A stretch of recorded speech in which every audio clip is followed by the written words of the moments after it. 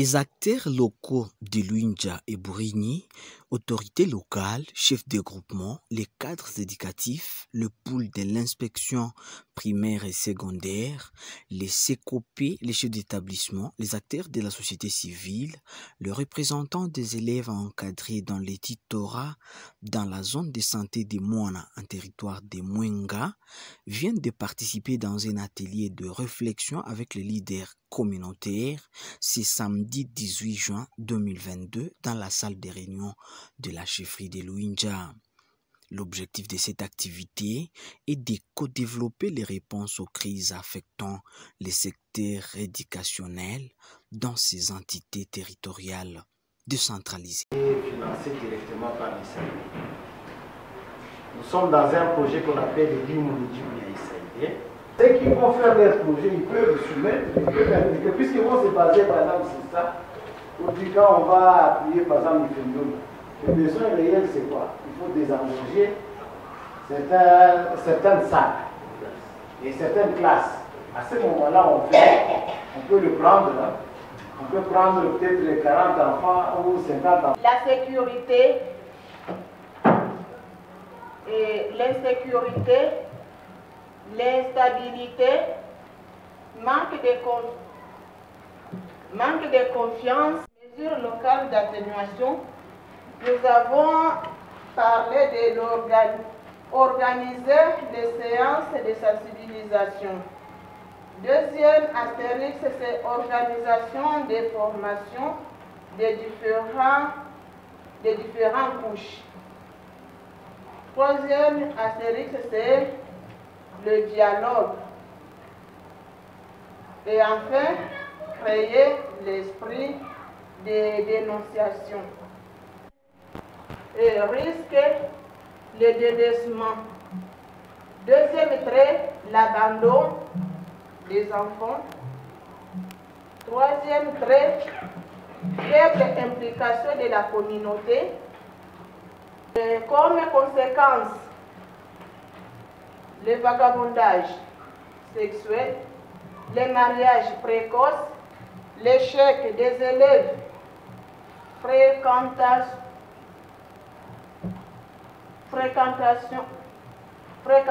des enfants dans les carrés miniers et séparation des foyers.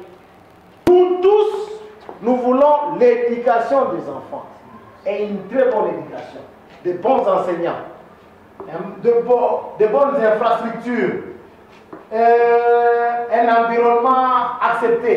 Nous avons des familles qui sont stables et qui permettent l'éducation correcte des enfants. Nous ne voulons pas les enfants dans les carrés miniers. Je vous dis, il faut que vous ayez mtoto wako sasa unampatia ng'ombe. Naambia wewe hautaenda kwa masomo. Pana piga tu nini? Siku tu yenye usishangale quand cet enfant va grandir que tu le veux ou pas t'appliquer film. Il va te taper. Mais il n'a rien dans la tête qui est taper les vaches, etc. Mais il va faire quoi? Quand il n'en a pas, il va te taper. Troisième risque, l'exploitation minière aussi. Ici, dans notre chefferie de Luinja, affecté donc l'éducation aussi négativement. Exemple, l'enfant s'absente ou abandonne les études pour se rendre dans la carrière minière. Pour donc les acteurs ou les agents causaux, là c'est les parents, les enseignants et les élèves eux-mêmes. Quand on n'est pas payé, on est tellement obligé d'aller vers un autre secteur pour chercher la vie, au détriment de ce secteur qui est le secteur le plus primordial de la vie de tout un pays. S'il n'y a pas l'éducation, c'est fini. Je crois que vous avez compris un peu. Hein. C'est que il y a ce que quand on fait les risques, matukio mabaya et tunaweza kufikiri kama hii haifanyiki. Mais maintenant c'est différent de la conséquence de ça. Ce sont ces enfants. Souvent les conséquences de la non-maîtrise de matière par les enfants c'est aussi cet élément qui rentre en ligne de compte. La non-concentration et le non-sérieux dans le travail de l'enseignement, dû au non-paiement par l'État congolais. Ils ont mis beaucoup de choses. Je crois qu'on va essayer de mettre aussi ces éléments, les remettre à leur place. Mais au moins les grandes idées sont là. Il y a des choses, comme exemple, on a des parents, par exemple, autant de parents qui sont décédés par des alcools forts. Il y a les Simbawaga, les Fra, et tu trouves que quelqu'un est en train de... C'est comme ça qu'on appelle Fra. Quand il a déjà pris ça, il est en train de rire lui-même. Mais il parle avec personne. Quand il a déjà pris ça, il parle avec lui-même de la pression de cet alcool-là. Mais la conséquence, c'est quoi? Il arrive à la maison, il ne donne pas la ration, il ne s'occupe pas pleinement de ses enfants et la suite. Chers amis, vous êtes les acteurs de cette éducation. On nous a appelés ici, ça c'est APES, avec FHI 360, c'est avec le fonds de l'USAID, et nous avons appelé pour qu'on discute, que vous trouvez les problèmes les solutions à vos propres problèmes. Ce n'est pas quelqu'un de l'extérieur qui trouvera la solution à ça. C'est vos problèmes, les solutions sont les vôtres. Et quand les solutions sont les vôtres, vous vous appropriez ça. Et appropriez-vous ce travail qui a été fait. Je remercie toutes les parties. Au nom des participants, Messieurs Luraka Fungwa Lubogolo Evariste, directeur du CRS APES Luinja, relève son niveau d'évaluation de réalisation de l'APES sur terrain. Affirmatif, je dirais oui, parce que nous avons bénéficié pas mal d'actions qui venaient de cette organisation APES, notamment le suivi des tutorants dans les écoles ciblées par des projets Limonijibou Yaoussaïdé. Il y a eu des formations de tuteurs qui sont en train de relever le niveau des enfants qui manifestaient une certaine faiblesse en lecture et écriture et calcul. Et là, les tutorants sont organisés dans chaque école ciblée dans les 3 degrés, c'est-à-dire les degrés élémentaires, moyens et terminal, par des tuteurs qui ont été formés. Après ça, APEF fait le suivi au quotidien des activités, intervient aussi dans la discussion des manuels relatifs à cet enseignement pour relever le niveau des enfants en calcul, en lecture et écriture.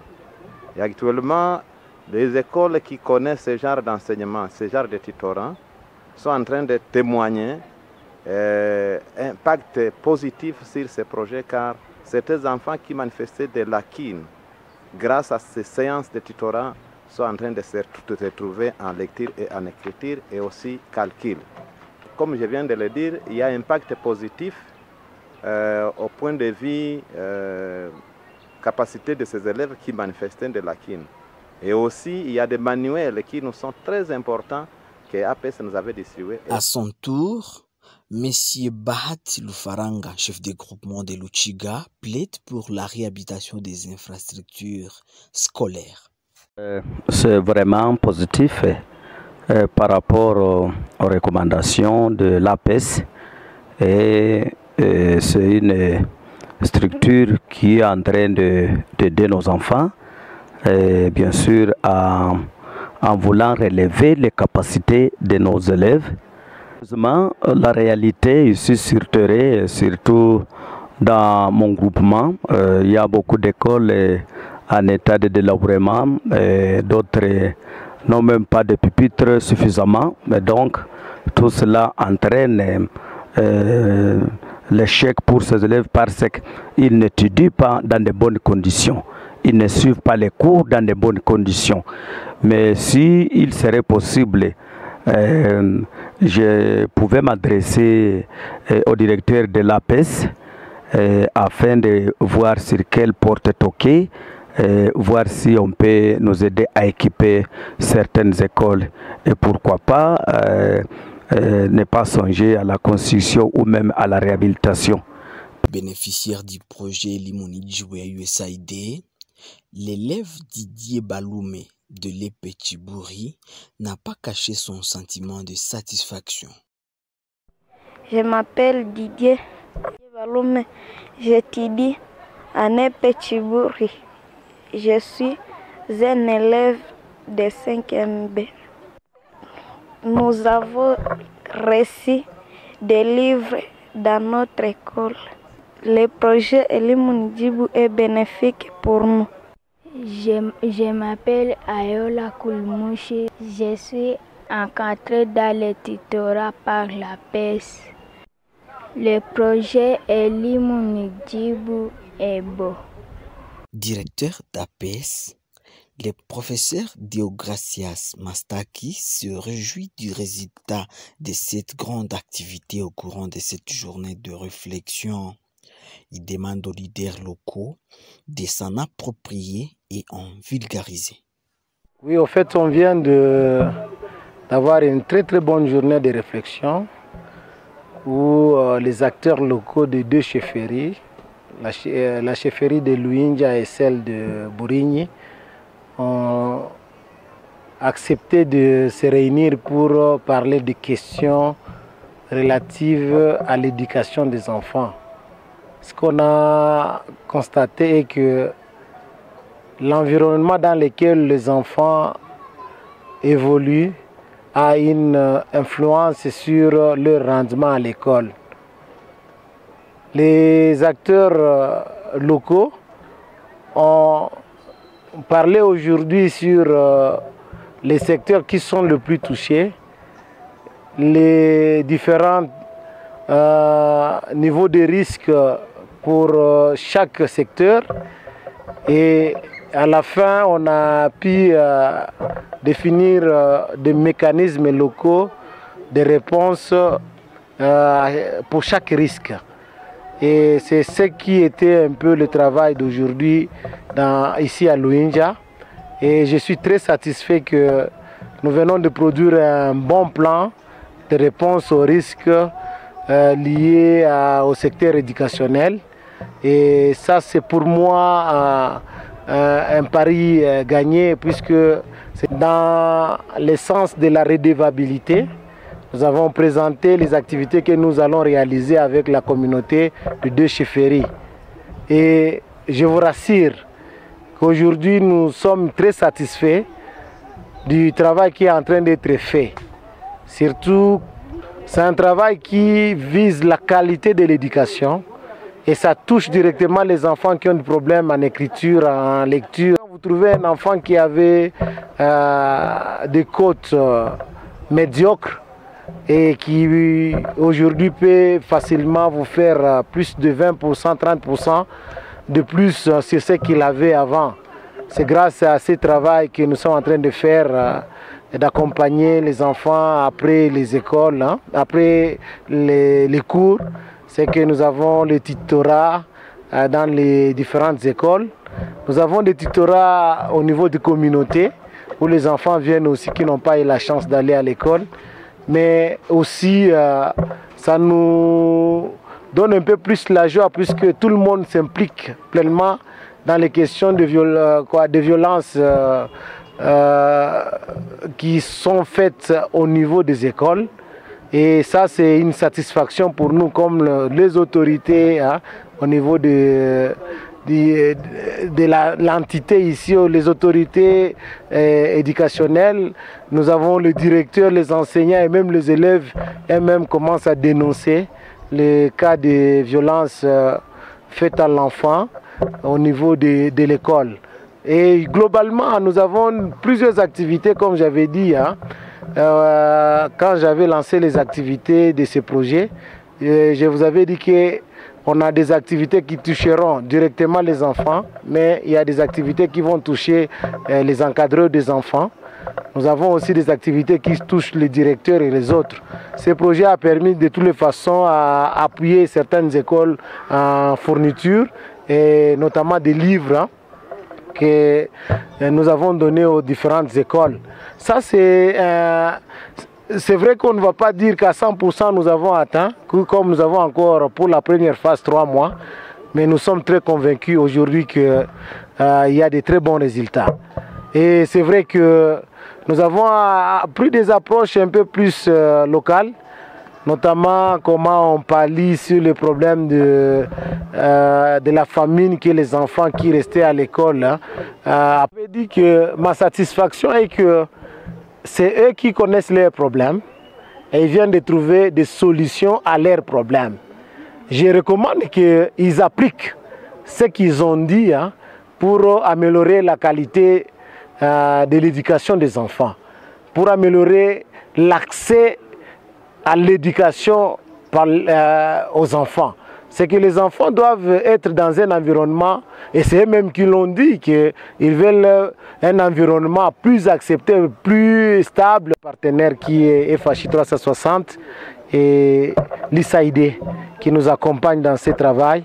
Je remercie les autorités et toute l'équipe avec laquelle je suis en train de travailler. C'est que APES a pensé à une réflexion pour co-développer les plans de réponse aux crises et pourquoi pas aux risques que nous courons dans tous les secteurs de la vie. De Luinja, remercier les directeurs ou bien toute la délégation d'APES qui a pensé vraiment à nous réunir pour qu'on puisse réfléchir ensemble et produire ces documents très précis. Nous demandons aux participants, que nous sommes tous, de vulgariser, mais aussi nous demandons à APES de nous disponibiliser ces documents le plus tôt possible, parce que nous pouvons aussi avoir d'autres bienfaiteurs qui peuvent vouloir y jeter un coup d'œil. Selon ce que le directeur a dit dans son exposé, il a dit qu'à partir de ces documents-là, quelqu'un qui veut nous aider à Luinja peut directement savoir quels sont les risques que nous courons et comment nous avons pensé d'une manière locale à les contourner. Et nous ne pouvons pas aussi ne pas solliciter les aides extérieures parce que nous avons montré les problèmes que nous avons dans tous les secteurs et surtout dans les secteurs d'éducation. Nous disons et nous vous remercions. Bon, c'est pour exprimer mes sentiments de satisfaction et de joie vis-à-vis de ce travail abattu, je dirais par la communauté, parce que c'est nous qui avons fourni les éléments, de passer de temps à autre pour d'autres formations ou pour d'autres ateliers, pour vraiment capaciter de passer cette journée depuis 9h jusqu'à... Nous sommes déjà 17h, je pense. 16h quelque chose, notre atelier. Je vous remercie.